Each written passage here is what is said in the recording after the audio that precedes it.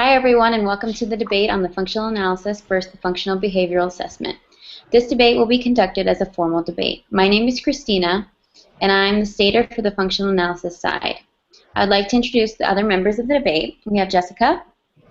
Hi, I'm the prover, so I'm the prover for the functional analysis side as well as doing part of the attacking for the functional analysis side. We have Katie. Hi, I'm Katie. I'm the con stater, and I'm also the con attacker for the functional behavior analyst side. And Lisa. I'm Lisa. I'm going to be the con prover, and I'll be wrapping up the last thoughts about the con statements. The functional behavioral assessment consists of direct observation and informant methods that describe events that occur around challenging behaviors, while the functional analysis is classed as the experimental assessment because it experiments with the possible causes of behavior in order to best identify the function of the behavior. Functional analysis is considered the gold standard in ABA. However, IDEA of 2014 mandates the functional behavior assessment be conducted to address maladaptive behavior in schools. Research confirms the importance of functional analysis in developing treatment interventions for individuals with severe injurious behavior. Yet others argue that less invasive, less expensive assessment procedures are as effective in identifying target behaviors and controlling environmental variables for individuals with severe behavioral problems. I would like to begin this debate by stating point by point why the functional analysis is the gold standard in behavior assessment and is the most ethical form of behavior assessment. The functional analysis is the gold standard in behavior assessment because it determines the function of a behavior using an experimental framework. The judgments are based on scientific knowledge and ethical principles of accepting responsibility and the pursuit of excellence. The FA can be learned by general practitioners, and technology has made training available to anyone with access to a computer. The functional analysis has evolved over time to respond to concerns of safety and social validity. The functional analysis is the most ethical methodology to assess problem behavior because it has a large research base to support that it is a valid and reliable procedure. By definition, the FA is experimental manipulation of conditions. According to the BACB Professional and Ethical Guidelines 2.10, clients have the right to effective treatment. The FA is the most ethical form of functional assessment because it informs the development of interventions that are more likely to be reinforcement-based, and the necessity of punishment is reduced and less restrictive. The BACB Professional and Ethical Guideline 4.05, Reinforcement Punishment, and 4.10, Least Restrictive Procedures, states that the goal is to use reinforcement procedures before punishment, as well as providing the least restrictive procedures, just like what is done when an FA is completed. When the functional analysis are not used, schools fall back on punishment procedures. Identifying the function of the behavior with the FA allows for careful consideration in determining the best treatment so that restrictive forms of punishment do not have to be implemented. Thanks, Christina. Unfortunately, there is considerable reluctance to support functional analysis as a gold standard method or even as an ethical practice. Let's first look at the ethics of functional analysis. Functional analysis is a methodology that intentionally evokes problem behavior that may be self-injurious, dangerous to others, or stigmatizing. It is a methodology that places individuals at risk by its very design. Second, functional analysis is a methodology that intentionally reinforces our problem behavior, not just once, but repeatedly within at least one condition, and that condition is repeated 2 or 3 times. This presents ethical challenges when we look at the BACB codes of compliance. For example, Code 2.09c states that when more than one scientifically supported behavior has been established, additional factors should be considered such as efficiency, cost, risk, and practitioner experience and training. These same variables are relevant to Code 3.01 with reference to behavior assessments. It states that the type of assessment used is to be determined by, among other things, environmental and contextual variables. Lisa will be reviewing evidence to demonstrate that functional analyses are believed to be unsafe, time-consuming, and expensive by our partners in applied settings, and few professionals are available to supervise and design the functional analysis. Undifferentiated results, results that do not provide clear evidence of a function, do happen and require additional functional analysis. Interviews and assessment. Evidence will also be presented to demonstrate that other FBA methodologies have been shown to be effective and are most socially valid in applied settings. These may include classroom observation, interviews, and the use of formal assessments such as the FAST, QABF, and FACS. These methods are more likely to have social validity and are not tainted by the ethical concerns that an FA presents. Core ethical principles of do no harm, accord dignity, and treat clients and mediators with care and compassion will come to mind as evidence is presented to support functional analysis. Yes, there is evidence to support its effectiveness, but is it ethical and socially valid? Thank you, Katie, for providing us with that information. As the FA side, we'll begin by examining a graph from a study completed by Iwata in 1982. This shows clear results of a functional analysis on self-injurious behavior.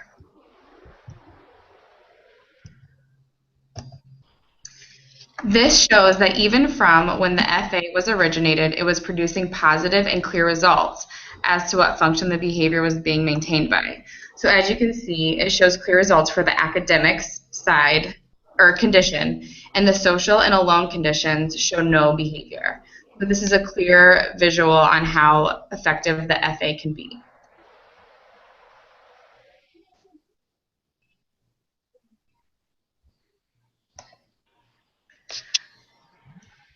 In this graph, we are able to see that this participant's self-injurious behavior was being maintained by escape from academic work. The behavior did not occur during the attention or alone conditions of the FA. Because the participant did not want to complete the work, the behavior occurred when work was presented. The use of the functional analysis in this case brought to light the reason the problem behavior existed and would allow for a meaningful and effective treatment. Because the FA was used, they knew what was maintaining the behavior. Not only did they know what they should do for the treatment of the problem behavior, but they also knew what not to do given the results of the functional analysis. Not only does the functional analysis produce positive results, but it also continues to evolve throughout the years of use and when new changes or modifications need to be made. Because of constant modifications and development of different types of functional analysis, people working in different settings can use these effectively. Beavers, Iwata, and Lerman published an article discussing research on FAs across several years. Throughout these years, the literature has shown modifications professionals have made to be effective and contribute to further use of functional analysis. This assessment continues to grow with the growing needs of individuals and should be used widely throughout the field in multiple settings. Beavers, Iwata, and Lerman have discovered functional analyses evolving from full traditional FA to brief trial-based or synthesized analyses and represent an increasing trend over achieving efficiency in FA methodologies. Because of these discoveries, the evolution of the assessment, places that have been known to recently utilize the functional analyses are homes, outpatient settings, and schools, among many others. Many people tend to think that functional analyses cannot be widely used, but with some modifications, professionals can be trained and be successful with this procedure.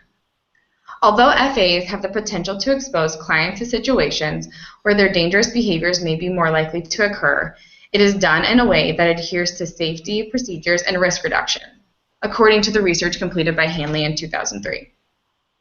Because of this, the FA has more opportunity of understanding the most severe problem behavior.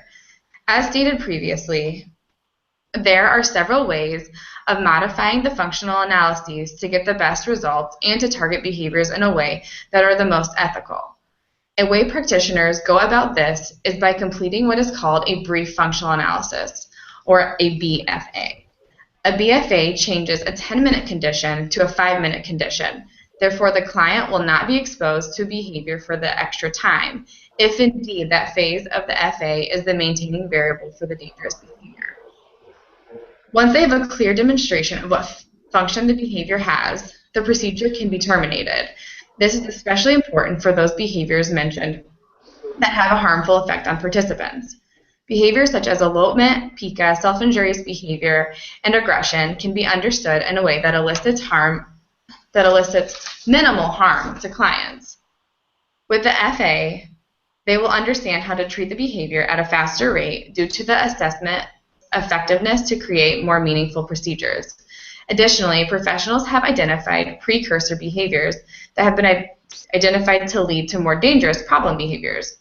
Fritz, Owada, and Hammond and Bloom found that being able to identify more mild problem behaviors that tend to precede dangerous problem behaviors can cut the process short as not to waste time and resources or expose clients to their problem behaviors for longer than necessary or even at all. After identifying precursor behaviors, they know the severe problem behavior will shortly follow and can end the condition before it occurs, but still have adequate information on what is maintaining the severe problem behavior. In 2013, Davis and his fellow researchers used latency responding to help determine the function of the dangerous behavior of elopement. Using latency helped to understand if there is a faster response of problem behavior during a condition of the functional analysis, they can understand the relation the behavior has with that specific reinforcement or condition. In this specific research, using latency FA, the researchers allowed the participant to elope to a room set up for them to remain safely there until the client was retrieved by professionals, making the dangerous behavior of elopement actually safe because they set up a room for him to go to. When examining safety and functional analyses, there have been numerous studies, these mentioned being a few examples, showing the precautions taken to keep the assessment safe and ethical for each client, whether it is a more mild behavior or more severe. Some think the functional analysis is too difficult to implement and only trained individuals with several years of experience should be implementing the FA is quite different from the reality. Several researchers in the field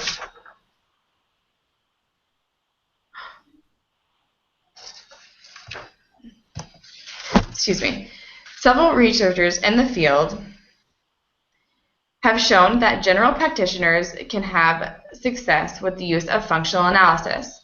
Owada, along with other researchers in 2000, describes a training in which undergraduate students were able to complete a 2-hour training in which they used reading materials, videos, quizzes, and feedback from professionals to accurately teach how to use a functional analysis. By the end of the training, these undergraduate students became proficient using the functional analysis. Another study completed by Ward, Horner, and Sturmey in 2012 reveals the use of a video modeling and feedback for trainees.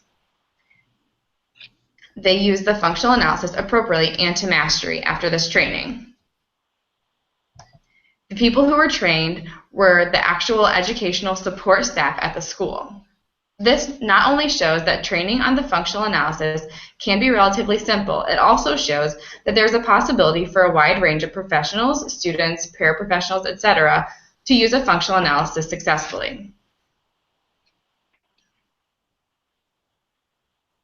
According to the BACB ethical guidelines, there are codes that behavior analysts should abide by.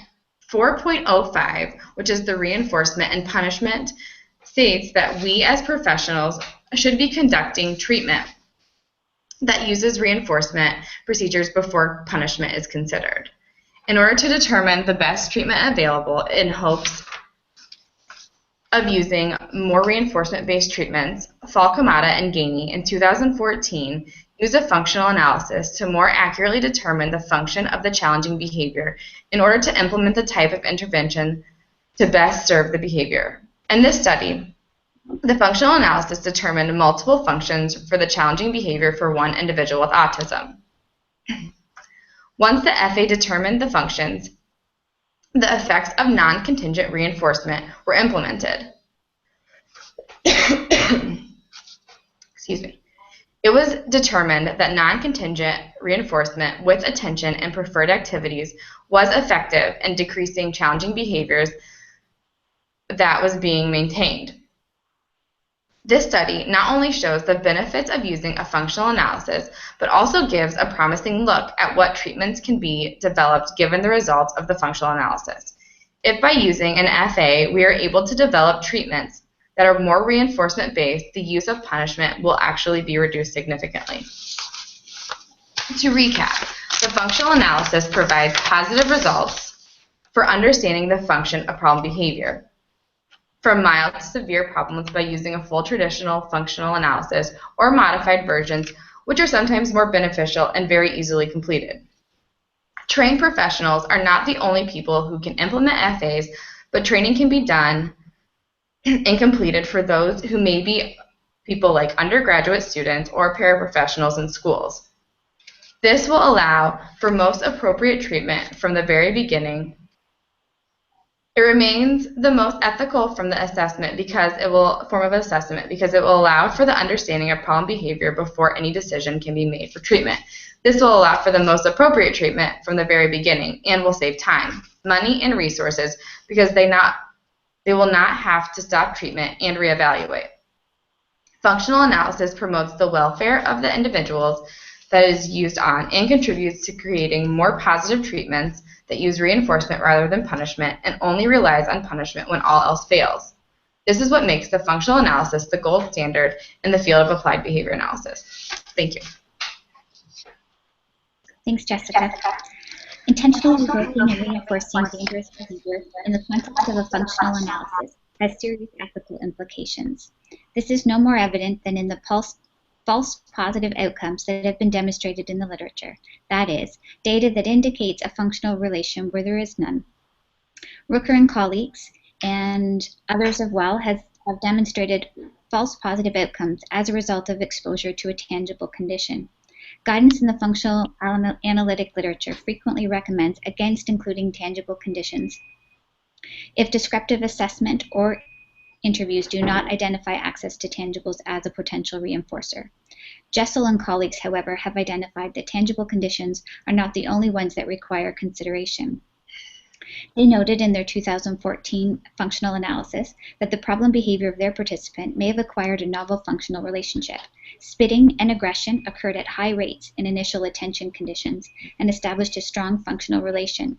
However, spitting seemed to acquire a novel escape function over the course of exposure to subsequent demand conditions.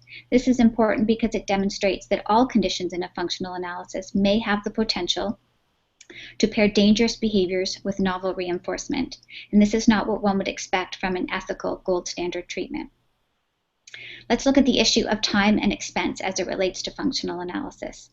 Research by Asmus, Vollmer, and Barrero in 2002 demonstrate that an effective school-based FBA, one that includes the added FA procedure, requires resources outside of what is typically available to school settings. Descriptive assessments, interviews, intervention development, parent and teacher training all together took 1 academic year in this study, and this when the process was supported by graduate students and faculty users. While some of these elements would take place as part of a general FBA, eliminating the functional analysis means that the client receives treatment sooner, and certainly that is a more ethical outcome. Let's talk for a moment about the expertise required to conduct a functional analysis. FA is acknowledged to require formal training and experience by many, Hanley in his 2012 article, even though he is a strong proponent of functional analysis. An FA is a methodology that intimidates not only our partners in applied settings, but our peers as well. An informal survey was conducted by some very keen Ball State graduate students, many of whom you see here, whereby 15 BCBAs were asked about their preferences for an FA or an FBA. Only 8 preferred the functional analysis, slightly more than half. And similarly, when asked about experience conducting a functional analysis, only 8 had participated or designed a functional analysis. This represents a lack of expertise and even interest in functional analysis by our peers within the field.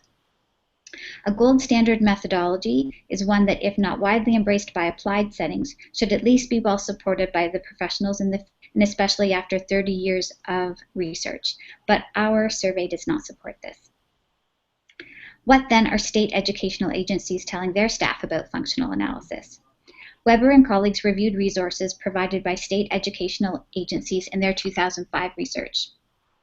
Written information referring to procedures, strategies, or suggestions on FBA methodology were examined, and only 23% of the 48 agencies that responded to the survey included guidance on functional analysis in their publications.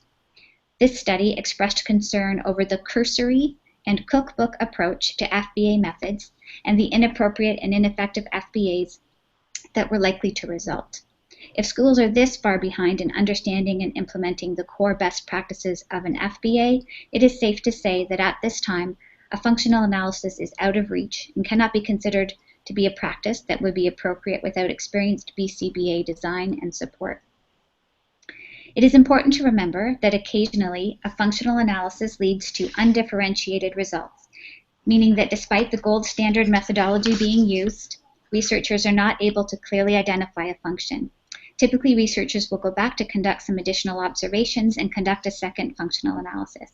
And in layperson's terms, undifferentiated results might also be called a waste of time and money.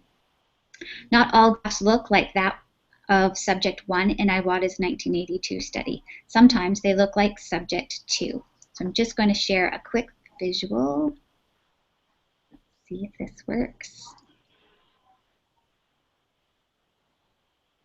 So this one isn't nearly as pretty as Subject 1 study. I think a quick visual analysis by anyone who isn't a behavior analyst is going to struggle to see the relevance of this figure. Okay. So while not considered undifferentiated by Iwata's team, results like this would be difficult to interpret, and they do not represent the type of assessment outcomes that are being promised when calling functional analysis a gold standard. Gracie Beavers and colleagues found functional analyses led to undifferentiated results in roughly 9% of all functional analyses, and publication biases may place this percentage even higher. And this is important because if selling a functional analysis is difficult the first time, it's going to be really difficult the second time, and this again affects the acceptability or social validity of the functional analysis. Fortunately, alternatives are at hand. Hastings and Noon in 2000 noted that 70% of all functional analyses determined that either attention or escape are the functions of a problem behavior. They recommend teaching functional communication strategies to meet these skill deficits and suggest that in the time that it takes to complete an FA, these already be developing. And this is relevant because latency to treatment should be as short as possible in order to be ethical.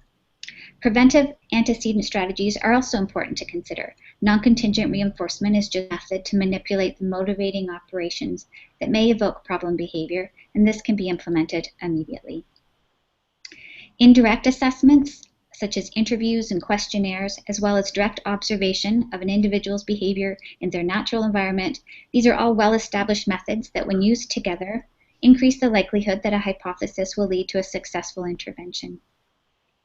McIntosh and colleagues demonstrated in their 2008 research that the FACS, Functional Assessment Checklist for teachers and students, had strong reliability, good social validity, and moderate to strong agreement with the results of a corresponding functional analysis. Watkins and Rapp found that the questions about behavior function, the QABF assessment, was also shown to have convergent validity with subsequent functional analyses. In summary, the experimental design that constitutes a functional analysis presents concerns, and these are difficult to reconcile. The time, resources, and expertise required all to the list of reasons why functional analysis does not have greater social validity in applied settings. And without social validity and without confidence in the method, there can be no gold standard claim. Thank you, Lisa. At this point in the debate, Jessica and I will alternate between the attacker role. Lisa, in reference to the point that you made about the functional analysis leads to the development of an intervention that is faster than taking weeks of descriptive assessment and anecdotal records. Thompson and Iwata were able to demonstrate in their 2007 study that not only is descriptive assessment time-consuming, it is less reliable and is usually wrong. To demonstrate a functional relationship, the antecedents and consequences must be manipulated to show their influences on the problem behavior. Also, the function of behavior should be determined prior to the treatment process of problem behaviors. It is, in fact, unethical to determine function in the treatment phase rather than the assessment phase because function could be wrong and the behavior could get worse during the time of inaccurate treatment.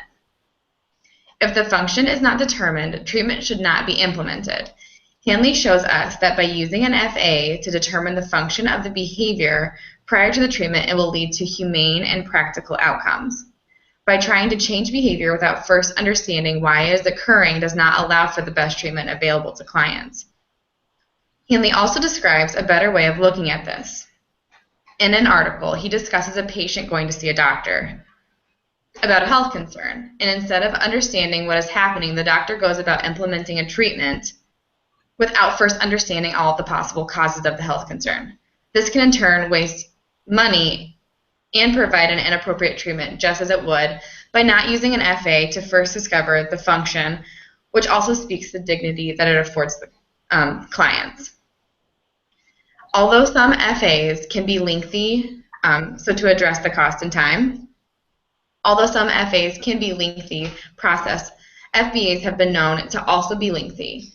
FAs can be minimized in ways such as by using a brief functional analysis where the 10 to 15-minute condition for the functional analysis is shortened to the 5-minute session and still produces the same results by completing it systematically and with purpose. This would in turn cut the cost as well. If the time is cut, the cost will also be cut. This would be more beneficial to completing long interviews according to Bloom and his fellow researchers, as well as other lengthy processes such as observation of behavior in the natural environment, which might not actually produce the behavior unless the environment is controlled in a way to elicit the behaviors. The FA eliminates the need for weeks and weeks of observation. Also, anything other than a functional analysis is correlational data. The experimental assessments, like the functional analysis, on the other hand, allow practitioners to identify a causal link between the antecedent and consequence of the challenging behavior. Once a causal link has been identified, a practitioner can then say that X is causing the behavior. There is also another analogy that Hanley provides us about allergies. The treatment of allergies for most individuals is getting allergy shots. These shots are essentially putting the bad stuff in the person's bloodstream in order to lessen their allergy symptoms throughout the season. We do this knowing we are going to make them feel worse before they feel better, but yet we still decide to do it. This is similar to the FA in a way because we are allowing the client to have the best treatment possible in the end, even if it means that at the beginning of the FA process there might be some problem behavior that is evoked during certain conditions. But what follows is better and more accurate treatment. In reference to the small informal survey that you took, the sample size of your survey does not give an accurate depiction of the effectiveness of the FA. And even so, the results still suggested that the FA was the more preferred method to assess behavior. To address the need for experts, just because schools do not yet have the understanding or expertise to properly conduct an FA, it should not mean the FA is not worth advocating for. According to the BACB ethical guidelines, we have the responsibility to recommend scientifically supported, more effective treatments for clients. And this is in reference to the 2.10 guideline, which is treatment efficacy. If schools are in need of more training to provide the best treatment, we should make sure that the training is based on understanding and implementing the most ethical and effective methodology, which is functional analysis.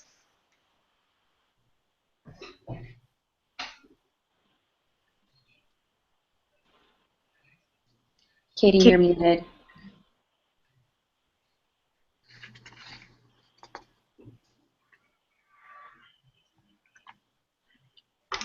Sorry about that. Jessica and Christina, thank you for presenting those points. However, the following must also be considered. First of all, functional analysis may be effective, but without demonstrated acceptance in applied settings, it remains a research method just like component analysis and conditional probability analysis. Ethical concern and concerns of time, money, and expertise are not small barriers to the adoption of functional analysis in applied settings, particularly schools, and this issue of social validity is very real. A procedure or treatment is deemed socially valid if there is an acceptance by our clients, their families, and other professionals that serve them. Without it, a treatment cannot be considered a gold standard or ethical. School staff are among our most frequent partners as behavior analysis, and their acceptance of functional analysis procedures should be seen as a critical marker of social validity. The Behavioral Analysts Certified Board provides guidance on behavior assessment and does not require functional analysis to be the assessment of choice or recognize it as a gold standard. Instead, the behavior analysts are given latitude to accommodate for such things as risk, poor fit in an applied setting, or the potential for stigmatization. A proposal to conduct a functional analysis to assess the eye-gouging behavior of a 10-year-old student in a school setting would be indeed a challenge. The procedure would potentially be stigmatizing to the child during the time that the functional analysis is conducted in the midst of peers, potentially unsafe due to the uncontrollable variations in a classroom setting, and undeniably a poor fit as it relates to the skill set of the school staff. Secondly, it's welcome news that functional analysis has evolved over time to increase safety. However, the fact remains that many schools are not even implementing FBA methods with integrity, and schools have too many uncontrollable variables to ensure a valid outcome.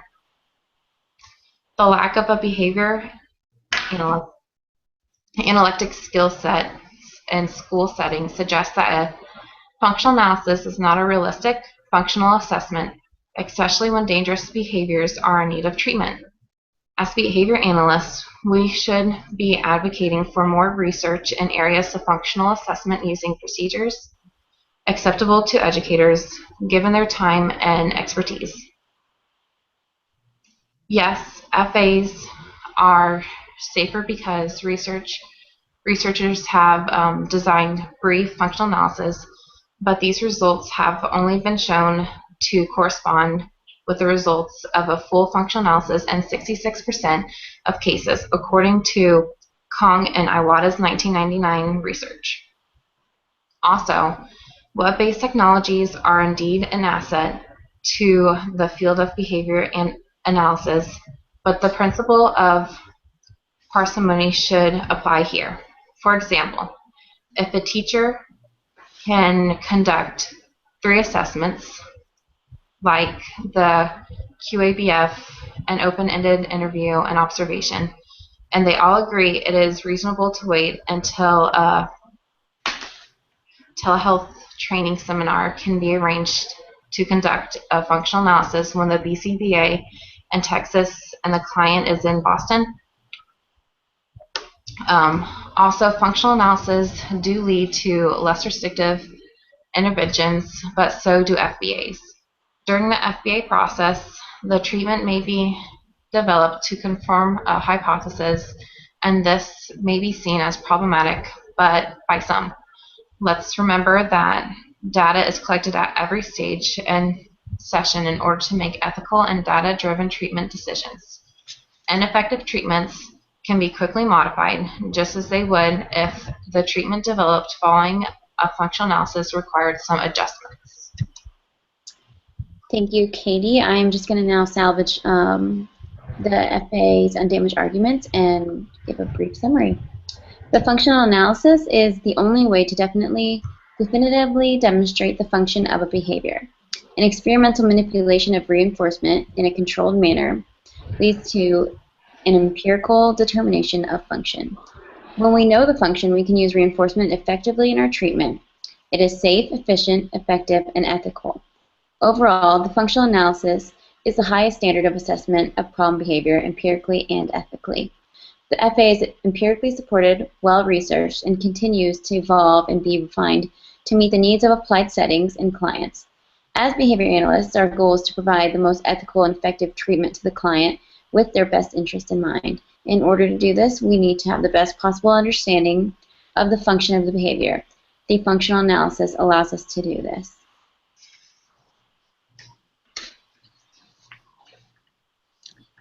Okay, and I'd like to make a concluding statement on behalf of Katie and I.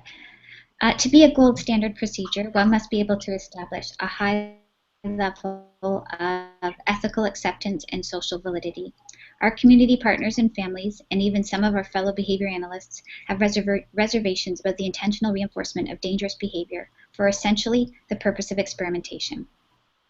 Functional analysis has its place, and many will say that that place is the research lab, where ethical review boards and medical supervision can be provided. Functional analyses scare people. They see dollar signs in the expense of bringing expertise. They see lost teaching and learning opportunities, and they see risk of harm to their clients or students, those who live and work with them. Antecedent and skill-building interventions are legitimate alternatives with greater social validity. And what is not more studies on functional analysis, but studies on refining and identifying methods that are more acceptable in applied settings. Functional analyses reinforce negative stereotypes about nerdy, data-driven BCBAs who care more about clipboards than kids. Conducting experiments in kindergarten classrooms that evoke a 5-year-old's face punching will not help our field make friends with the people who need our technology.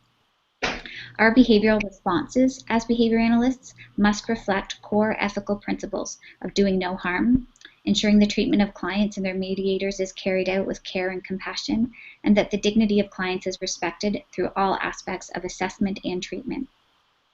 Functional analysis is not the finest example of a behavior analytic procedure to use as an example to uphold these ethical principles, and what's discussed today cannot be considered a gold standard assessment. Thank you for joining us for our debate. We are looking forward to your questions, comments, and concerns in the discussion board and hope that you take a moment to review our references.